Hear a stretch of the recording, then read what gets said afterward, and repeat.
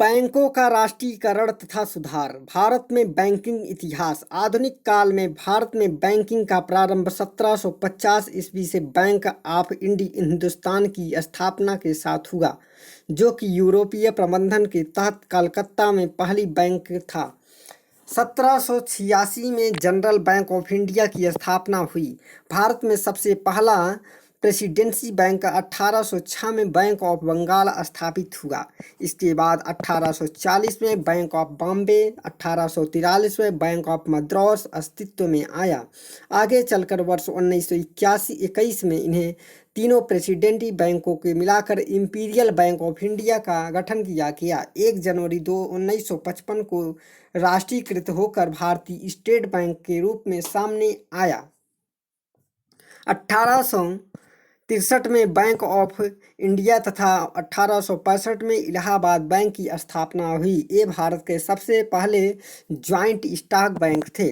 1881 में प्रथम भारतीय joint stock bank Awadh commercial bank की स्थापना की गई। यह सीमित दायित्व वाला पहला भारतीय बोर्ड का प्रबंधन केंद्र था। इसी क्रम में 1894 में प्रथम पूर्ण रूप से भारतीय प्रबंधन वाले बैंक पंजाब नेशनल बैंक की स्थापना की गई। भारत को पूर्ण स्वामित्व और प्रबंधन वाला पहला भारतीय वाणिज्यिक bank central bank of India था, जिसकी स्थापना 1911 में हुई थी। बैंकों का राष्ट्रीयकरण। भारतीय बैंकिंग इतिहास में एक बड़ी घटना 19 जुलाई 1969 को घटी, जब 14 बैंकों को, जिसकी जमा राशि 50 करोड़ या उससे अधिक थी, का राष्ट्रीयकरण कर दिया गया। इसी क्रम में 15 अप्रैल 1980 को 6 और वाणिज्यिक बैंकों को यानी 200 करोड़ रुपए का अधिकतम जमा राशि वाले राष्ट्रीयकरण किया गया। हाल ही में विजया बैंक एवं देना बैंक को बैंक ऑफ बड़ौदा में विलय के पश्चात भारतीय स्टेट बैंक के अतिरिक्त राष्ट्रीयकृत बैंकों की संख्या 17 हो गई। केंद्रीय वित्त मंत्री निर्मला सीतारमण ने 30 अगस्त 2019 को 10 बैंकों का सम्मेलन 4 बैंकों के रूप में किए जाने की बृहद योजना घोषणा की। इसके क्रियान्वयन होने के बाद देश में भारतीय स्टेट बैंक के अतिरिक्त राष्ट्रीयकृत बैंकों की कुल संख्या घटकर 11 रह जाएगी। इसके तहत ओरिएंटल बैंक ऑफ कॉमर्स और यूनाइटेड बैंक ऑफ इंडिया का विलय पंजाब नेशनल बैंक में हो गया और Andhra bank of corporation Andhra bank और कॉर्पोरेशन बैंक का विलय यूनियन बैंक ऑफ इंडिया में और सिंडिकेट बैंक का केनरा बैंक में और इलाहाबाद बैंक का इंडियन बैंक में विलय किया गया। भारतीय रिजर्व बैंक आरबीआई। भारतीय रिजर्व बैंक देश का केंद्रीय बैंक है।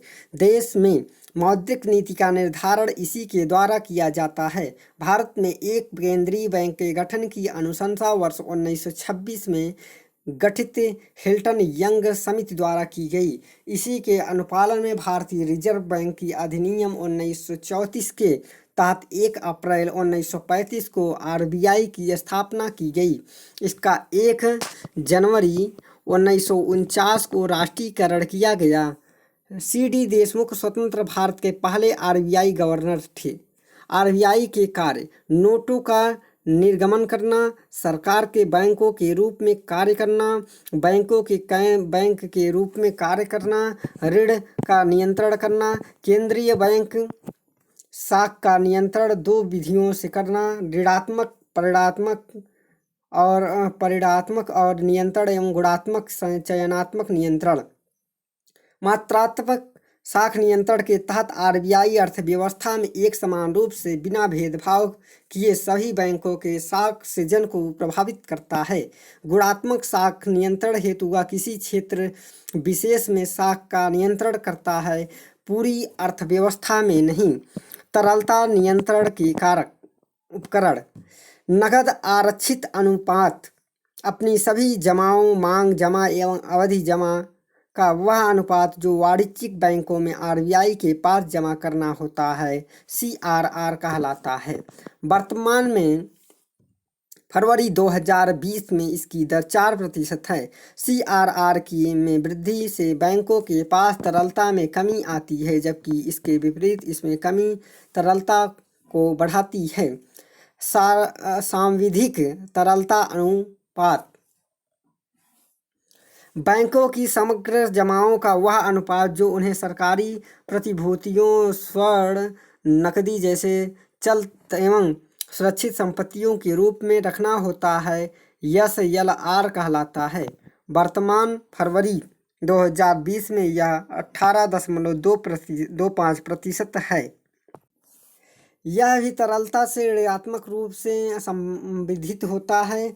बी साख नियंत्रण के उपकरण रेपो दर, यह वह दर है जिस पर RBI वाणिज्यिक बैंकों के अल्पकालीन ऋण उपलब्ध कराता है। यह अनुसूचित बैंकों के साख सृजन क्षमता को प्रभावित करता है। रेपो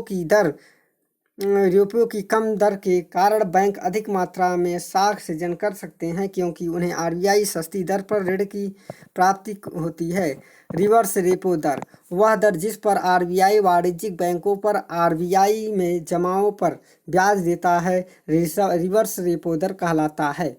बैंक दर, वह दर जिस पर RBI वाणिज्यिक बैंकों को दीर्घकालीन ऋण देता है, बैंक दर कहलाता है। इसका भी साख सृजन से विपरीत संबंध होता है। सीमांत अस्थायी सुविधा दर, अनुसूचित वाणिज्यिक बैंक अपनी अति अल्पकालीन तरलता आवश्यकता की पूर्ति हेतु अपने SLR के बदले RBI से जिस तरह का पर ऋण लेते हैं उसे MSF द्वारा कहा जाता है।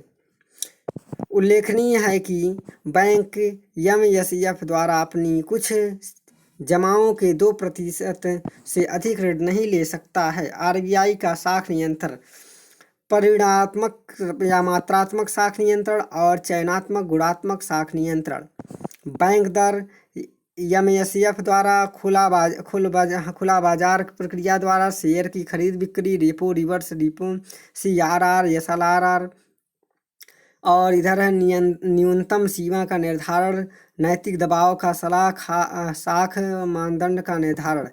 क्षेत्रीय ग्रामीण बैंक, क्षेत्रीय ग्रामीण बैंक की स्थापना वर्ष 1975 में हुई थी। इन बैंकों में 50% पूंजी केंद्र सरकार की और 35% पूंजी कृषि वाणिज्यिक बैंक तथा 15% पूंजी संबंधित राज्य सरकार की लगी होती है।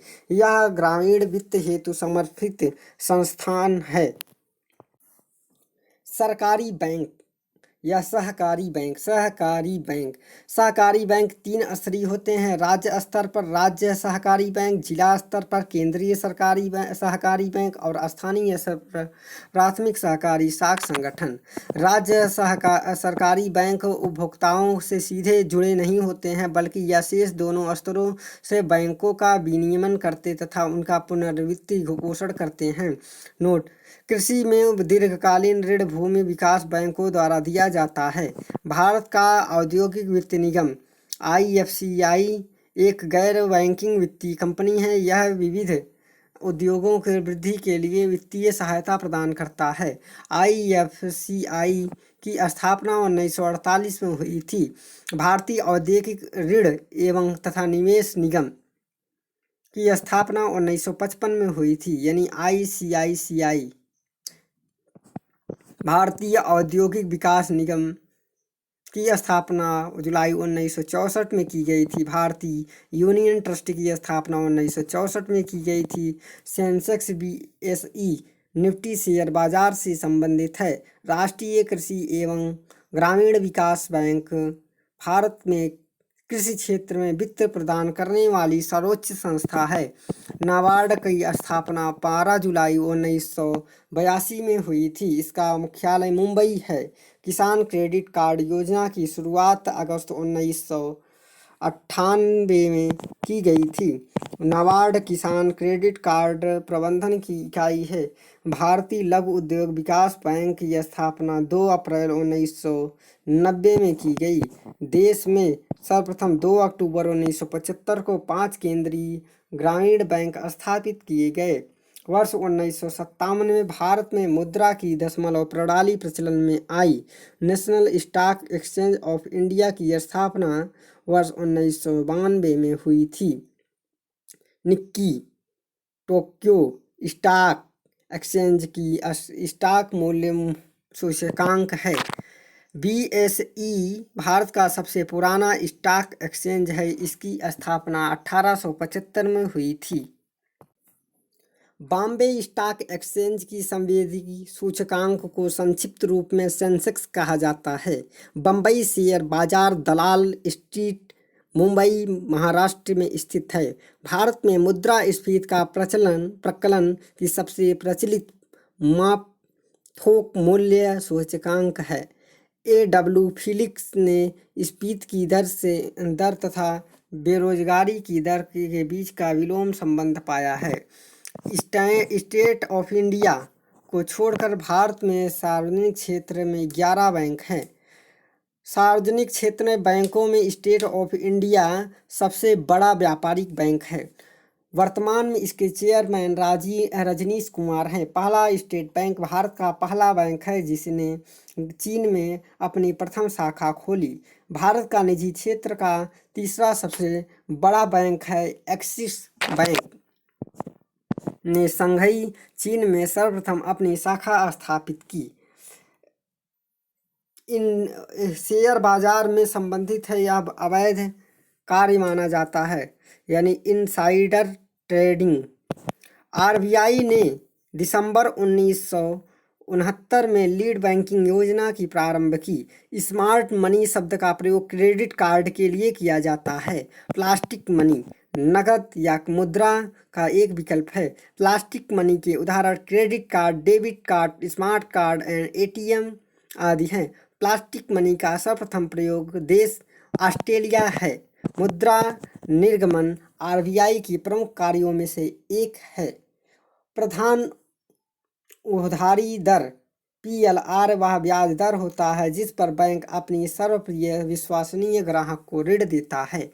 भारतीय स्टेट बैंक की स्थापना 1955 में हुई थी और क्षेत्रीय ग्रामीण बैंक की स्थापना 1975 में, नाबार्ड की स्थापना 1982 में और सिडबी की स्थापना 1990 में हुई थी।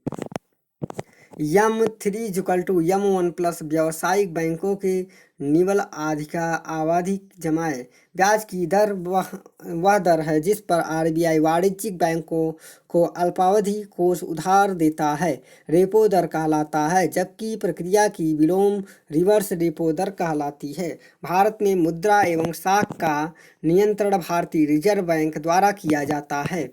मुद्रा एवं साख नियंत्रण के लिए RBI परिणात्मक एवं व गुणात्मक उपायों का उपयोग करती है। भारत में सर्वप्रथम 14 बैंकों का राष्ट्रीयकरण वर्ष 1969 में किया गया। दूसरी बार कुल 6 बैंकों का राष्ट्रीयकरण वर्ष 1980 में किया गया था। मुद्रास्फीति ऋणी वर्ग को लाभ तथा बॉन्ड धारकों को हानि पहुंचाती है। भारत में सिक्के ढालने का एकमात्र अधिकार भारत सरकार को है। काली मुद्रा से तात्पर्य ऐसे मुद्रा है जिस पर आय कर नहीं दिया जाता है। बांग्लादेश टका, नेपाल रुपया, ईरानी दिनार, इटली लीरा, वर्तमान में यूरो है।